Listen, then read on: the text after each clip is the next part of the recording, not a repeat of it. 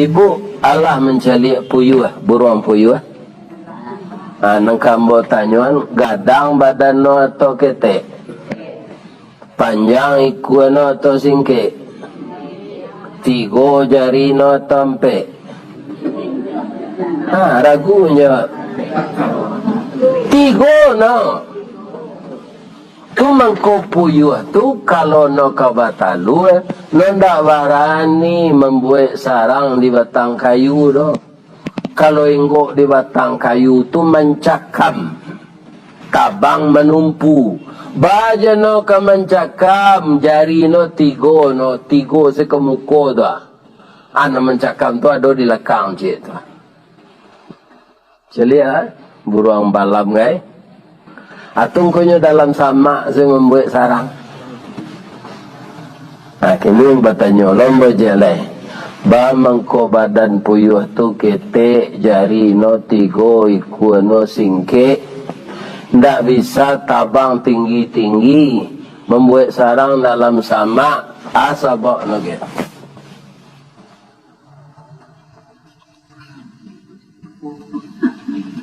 Ndak tahu je dah. Lah selama ku duit nak do nantap.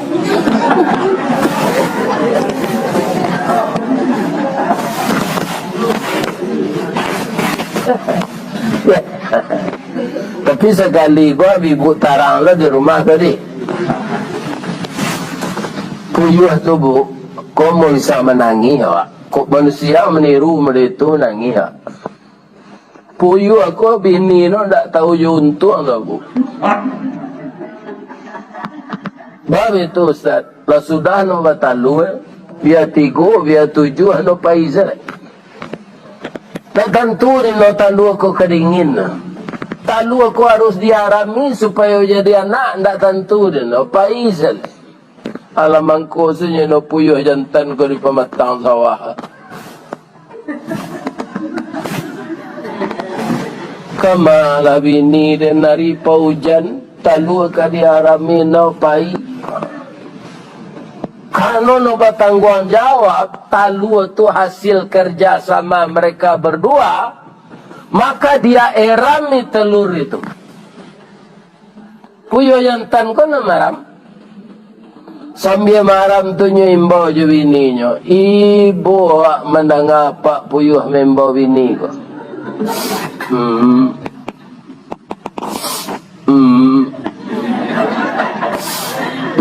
Siang malam tu. Dan bini ko ndak pulang. Sampai talu mana teh. Lah pandai anak ko tagak bertanya, "Pak, awak cari burung balam madu mama pak. Awak mama awak pak." Anda ibu dengar tu anak puyuh tu. Nak bersuruh je biar no. Sabar selana amang hilang nak tentu rimbo mati nak tentu kubur kama kapa cari nak.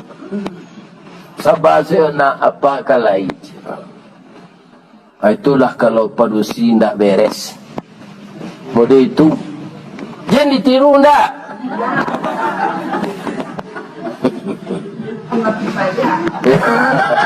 Mati pajak tu kau. Akan main dua puyuh tu Ustaz. Tu itulah. Mencari laki lo je yo kata nak dapat kata. Lalu lakinya laki dia. Lama talu lo je laki baru tu nya tabang lah. Laki dan baru kalau marah minta lu. Baik ko balaki lo je lain lah banyak lo talu tu nya pailah. Jadi haji ko ado baladang-ladang mensiang-siang para basuh dia haji puyuh betino tu dah biasa lah nya gilo balaki panjang itu sebabnya. Jadi jangan ditiru berumah tangga serupa puyuh. Tani ayo anak awak